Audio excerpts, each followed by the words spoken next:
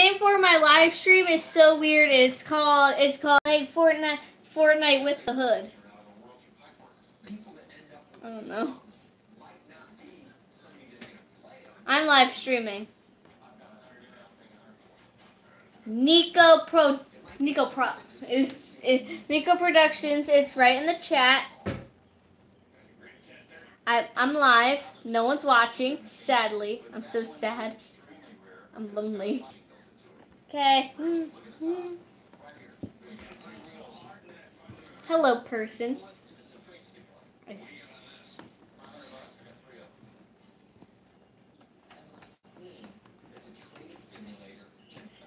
Speak to me, person who is apparently watching. Everything's blurred. I hate it. Hello. Yes.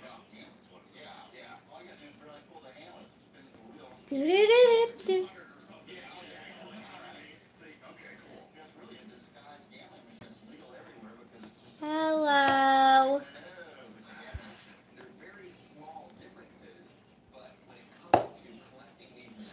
You can just hold down minus to see it again.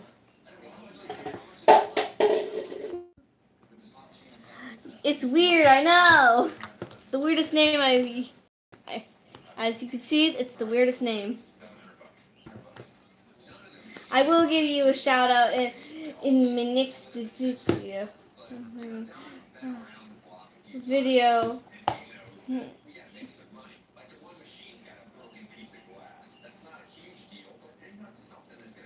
Okay.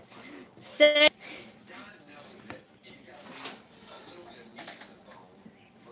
yeah.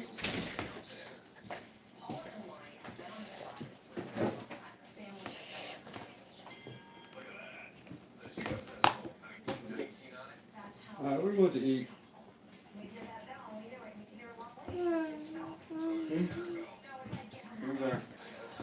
Yeah?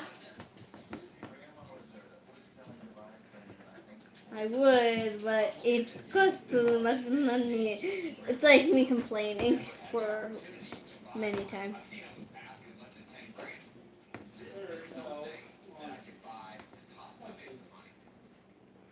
Oh no, I accidentally pressed on my live stream on my phone. Oh no, I accidentally pressed on my live Oh stream no. on my phone. Oh no, again. Oh no, I accidentally pressed on my live stream on my phone. Oh my god, which are...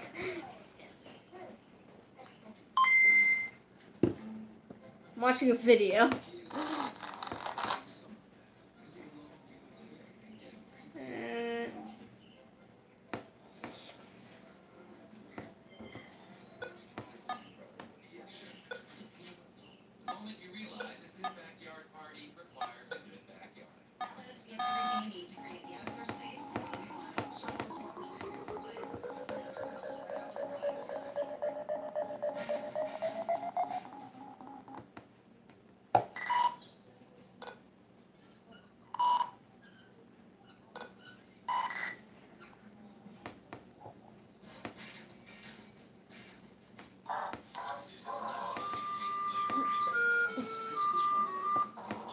There's one problem though. They can't hear you because my headphones are in. Okay, maybe I can take them out for you guys to say hello.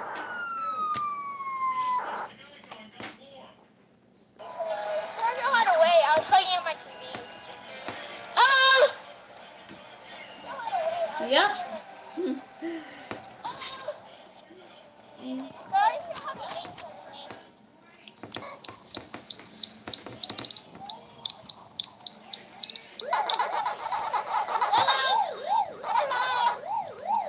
What is that? What?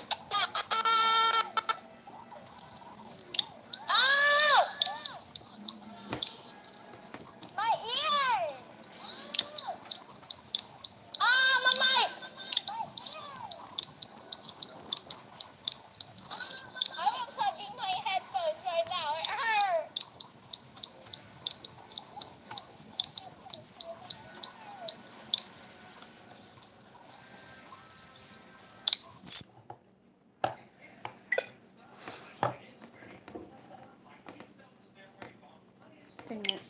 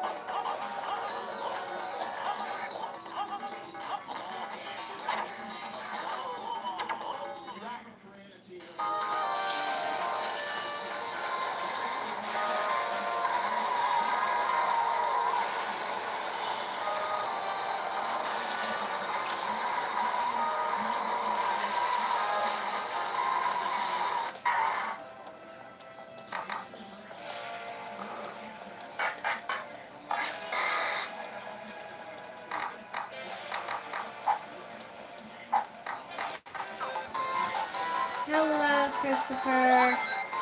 So you guys.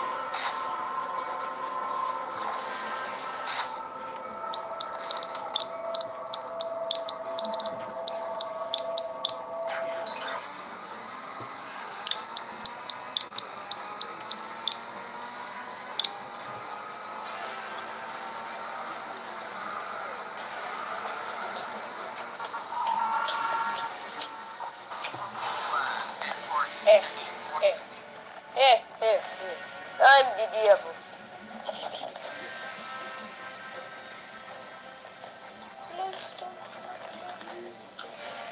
Oh. Oh, why, hello. Wow, hello there.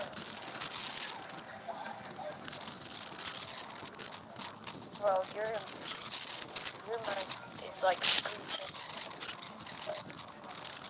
That's not mine. That's somebody I lost it. I swear.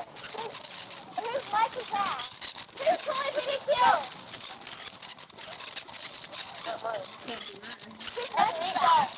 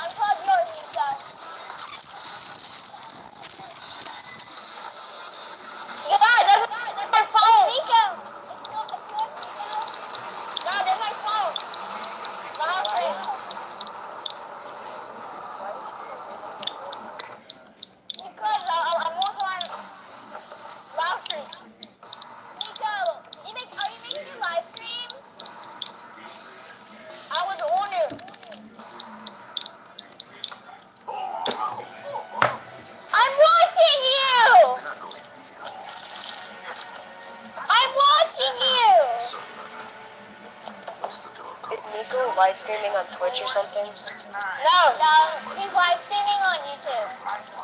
What's his YouTube? Nico Productions. Okay. He got more.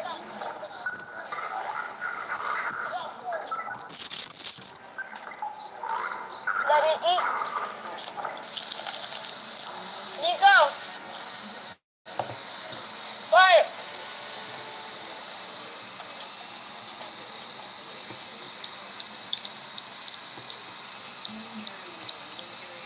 Okay, you guys ready?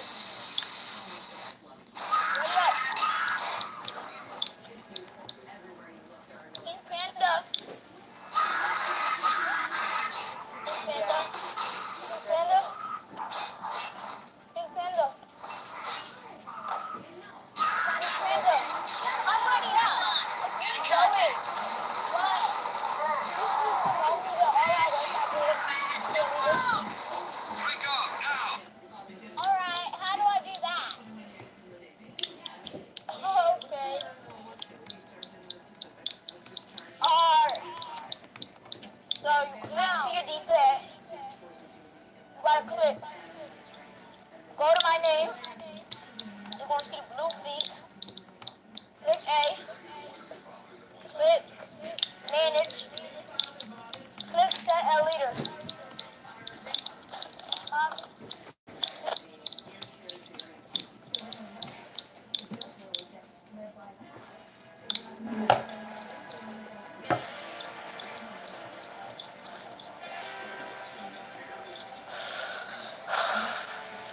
Did you do it? Wait, what's happening? Alright.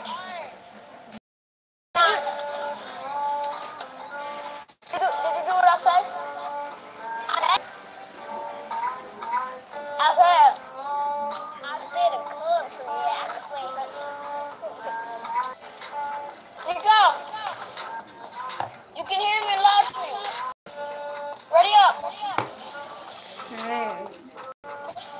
Nico's mic is unplugged. Christopher, ready up.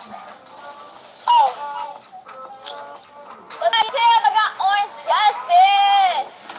Can I go home? True. It is so true, YouTube. Guys. Pink Panda.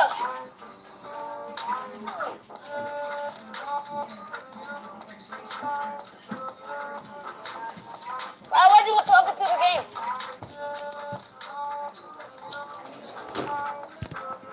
Where? Pink Panda. Pink Panda. Bro.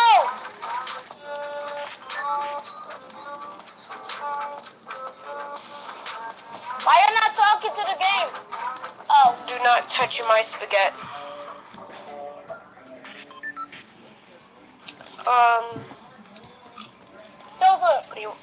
Tilted. Okay. One can go to tomato, but you can go to tilted. Want to know why I want to go there? Why? My sister lives there. Oh wow, that's nice.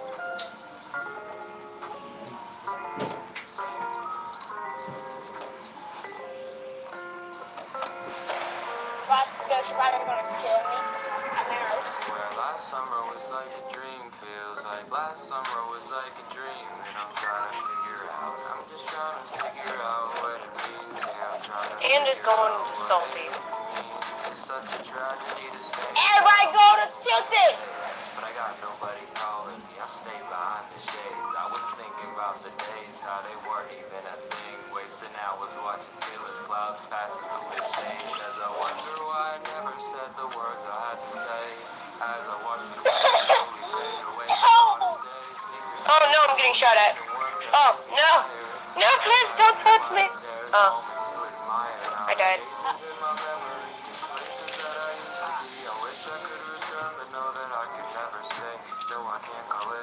Can you guys kill me? I hate my life. Oh, I do too. Give me that. Can't give it back. That's what we have in common. What? I'm down. Oh, Nico's down too. No, Nico. Nico, no. He's gonna find you eventually. Just let yourself suffer in pain.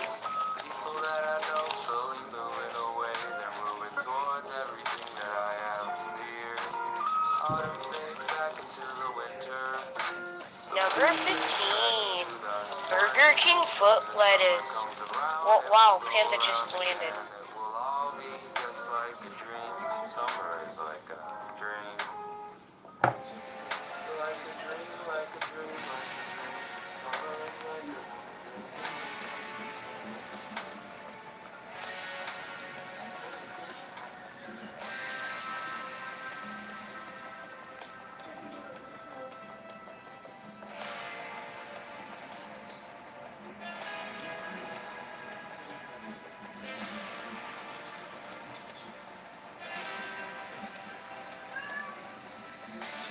Oh no. My Switch is overheating. Let me. Why are you running? Why are you running?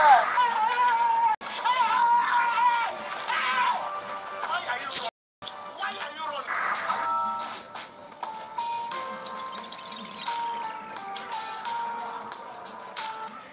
Drink. What? Where's? Hello. Can you guys hear me? I see the problem. Oh, do ya? Hello.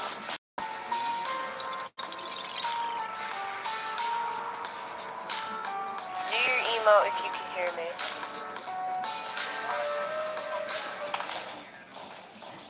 Okay, you guys can hear me.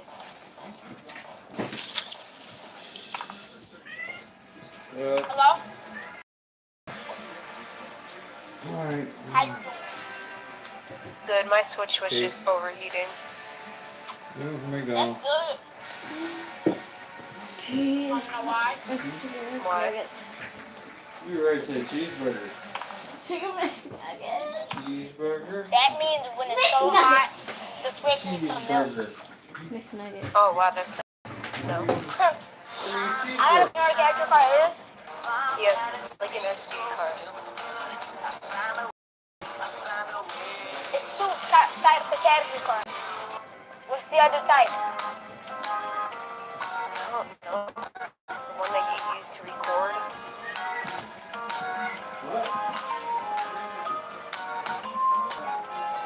Record what?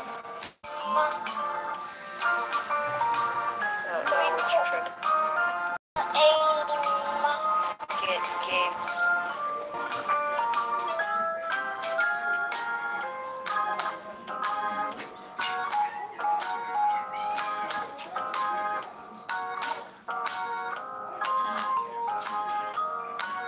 Oh, okay, so let's go to Whaling or Tomato. I mean Risky. I'm going Risky. You wanna know where I wanna go? Where? Tilted? Yeah, that's where I wanna go. That's nice. Oh yeah, by the way, Panda's mic isn't working. Don't right. I'm not plugged in. Panda, plug in your mic. But you said in chat it wasn't working.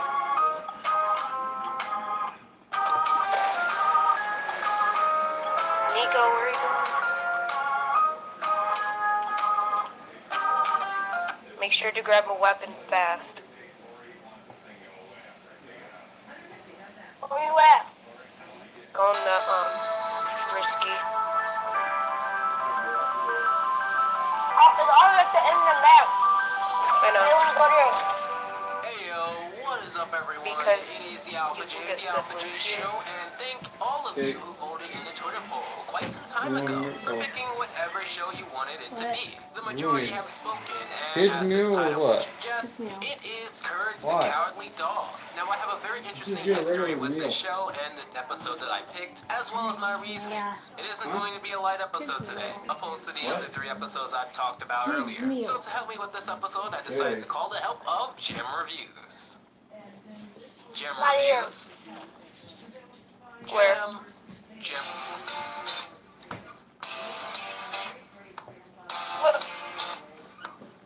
Right behind that killing.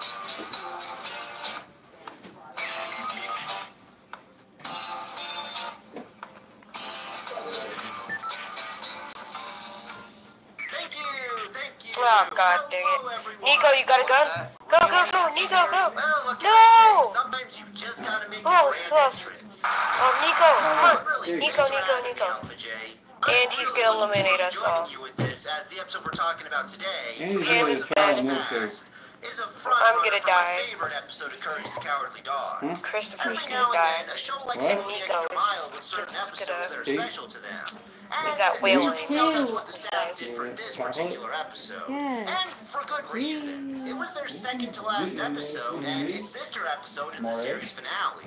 And I would say they gave this show a send-off for, you know, a horror comedy about a dog that deals with creepy characters on a daily basis. So Oh, you got a sniper rifle. I just want to set the scene on exactly We should do where I stand 50 v in Courage. 50. In a stream, I remember someone asking a question. Pretty much, what cartoon did I not like growing up that I do like now? And the answer is, you guessed it, Courage. I noticed within the community, fans and reviewers alike, that the general consensus on cartoons we quote-unquote watch growing up seems to be very similar. Avatar, Samurai Jack, SpongeBob, Courage, Ed, Edd n Eddy, and the lot. However, for me, there are certain shows I did not grow up watching, like Avatar, like Courage, but for different reasons. As a kid, I generally preferred comedy shows opposed to story-heavy shows like Avatar. However, Courage is a different beast altogether. I was not a horror guy growing up, not one bit. However, getting into my teenage years, then I was. And anything from film scores to novels to even TV shows. If it was horror, I would give it a shot, and that meant Courage. So, going back to watch it, I actually ended up liking it. And to this day, I remember the one episode that really hooked me into the show. Remembrance of Courage's Past. Now, this episode is the last episode pair of the series, so to those who have wanted me to do it, did it end well, you can consider this that. So the episode starts off with Muriel cooking chicken dumplings, Courage's favorite, and the music as well as the sizzling of the food and a tranquil atmosphere set the tone of making this feel like a lovely home.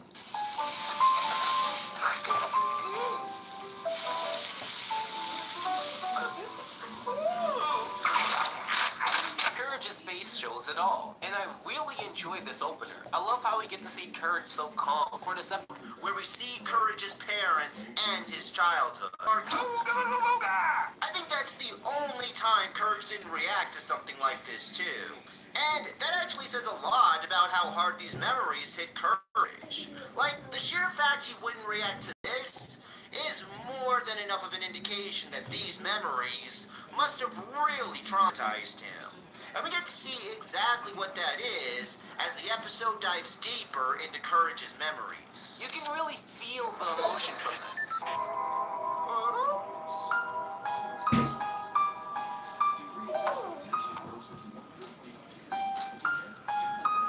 Of the white border they use around as well as the instruments they choose. If Rugrats has taught me anything, give a very youthful feel to this. I like how at first he's confused on why he gets hit by the ball, but then enjoys it. It's a touching scene which takes a dramatic turn when baby Courage gets stuck within a gate. Confused, scared, and upset, he's taken to the vet where he offends her. Should be up there as one of the worst, and you'll see why. Wanting to talk to Courage's parents in private, we get this scene here.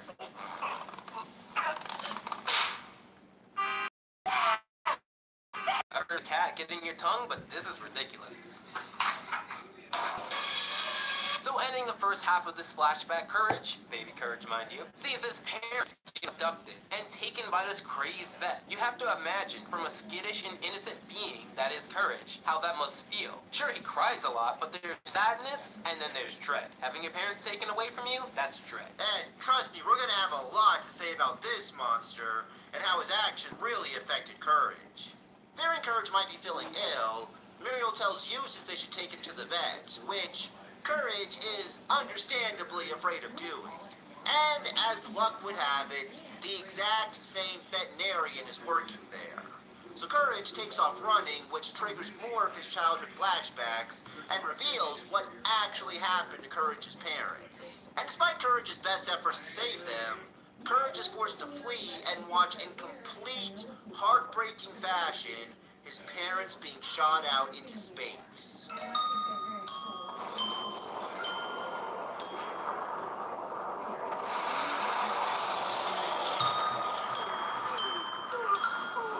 God, if that doesn't break your heart. And this is interesting in a lot of ways, but I think the biggest reason is, well, do you guys know that conspiracy theory about Courage? That the people Courage sees aren't actually monsters, he just views them that way? Funny you mention that, because that clip was one of the reasons I wanted to talk about this specific episode first. So when Courage's parents get sent up into space, that is the last time Courage sees them. We have no indication in the episode that he doesn't hate his parents, and I'm sure he really loves them. We also have no true way of knowing if this is one of Courage's first contact with humans. But when you think of Courage, you think of this easily skittish dog. But you have to remember that Courage is that way for a reason. It's like an abused cat, or really any pet. It's not so much that they're a coward, but more of they don't want conflict. They don't want to deal with the trauma again. They don't understand that different people act different ways to the level that us humans do. And Courage is no different. Anytime Muriel or even Eustace is in trouble, of course he's going to be scared. So the theory that from his viewpoint, the monsters are just common people, and nowhere looks the way that it does, simply because he doesn't have that much information on the outside world, maybe they are viewpoints that refute it. But since Courage has been personified to be a character like a child, you can't deny that he's grown up in a world that is tough and cold, and has a lot of people who are out for themselves, like the vet. So you can't expect Courage to not be scared when someone that he cares about is being taken away from him, because someone may not come around the same way Muriel did for him, and that's probably one of the biggest takeaways from this episode. Plus, the vet is one of the very few villains to actually get away with what he did. Well, initially, of course. And aside from this veterinarian, Muriel and Eustace are one of the only characters to be portrayed as actual humans. I mean, yeah, they've had characters like Freaky Fred or Dr. Zolas to appear human, but they're still designed to look like dangerous individuals. And some of the other humans in this universe, like Dr. Vindaloo or Eustace's mom, for example, aren't ever portrayed as a danger to Courage himself. And that's possibly because he trusts them too. So, maybe Courage's views of these people are much deeper than they look like villains. Maybe Courage views them this way because Courage senses that they're evil since he was exposed to it at such a young age. And the veterinarian is really the only character to be a monster that isn't designed as an actual monster. And the fact that Courage comes across the human that ruined his life and the human that saved his life all on the same day, I think that gives you a really deep insight into Courage's psyche and why he views so many people as monsters, other than people who mostly don't seem to pose any kind of a threat. Aside from Eustace, but heck, even though Eustace is a monster in his own way, Courage still knows Eustace means the world to Muriel, hence why he's so willing to save Eustace, despite his treatment of Courage, and doesn't view Eustace as an actual monster. The vet wanting to see Courage alone is already a red flag. Courage, knowing this, runs through the lab, which looks a lot creepier than before, while the flashback is still going on. The structure of the flashback being played in segments throughout the episode is also a nice touch, because you kind of want to see how both the flashback and the actual story end. Also, the comedy in this episode is few and far in between, but it is there.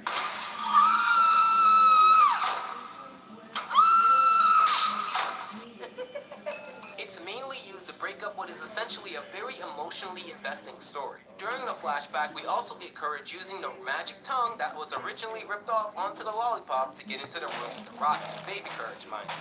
And I don't want to downplay this either, because his height and his wit was not where it is now. Seeing as before, upon approaching this door is when he got caught. In fact, once approaching his parents, he simply bangs on the door trying to pry it open. And now jumping out once Eustace and Muriel are being put in. Being one of the first humans to know about his sick project, he reveals to them and the audience that he plans to breed Earth dogs into space dogs, and there's not much beyond that. But I really do appreciate the little things put into this episode, like Baby Courage being frozen as the vet rushes up to him, as a little kid would be. Or the fact that the door leading into the room is a big scene for him. I know when when I remember the things that were a big impact in my life, it's not the overarching thing that I remember the most, but often the things that are very unimportant that happened throughout the day. Like what you were doing before it happened, or what room you were in when it happened. Maybe the door is that way as it would be for someone who's had a traumatic memory. But this is the climax. As we Something that traumatized him at a young age. He's facing the very get shot out into space, essentially powerless. He's sitting in trash with nowhere to go, and no one that he can really trust to turn to. The music at this part couldn't get better. I think it's really flawless. The way it resolves alongside the flashback ending. We see that Courage feels a lot safer than he initially was, and to a slight extent Eustace as well. It's that loyalty that really binds this episode together. The episode ends with a scene in space, where all of the dogs he split with their owners or parents finally get back at him, using the net as a symbolic form of revenge. I honestly don't know what his plan was. Was he depending on the dogs that got shot into space essentially make their way back? Was he going to visit them? How did he expect them to get muskier and breathe? Well, none of that really matters now, because as far as I'm concerned, that bet is most likely gone, and quite frankly, I'm much happier thinking of him in that way. Think about it like this, too. This episode essentially ends with Courage losing all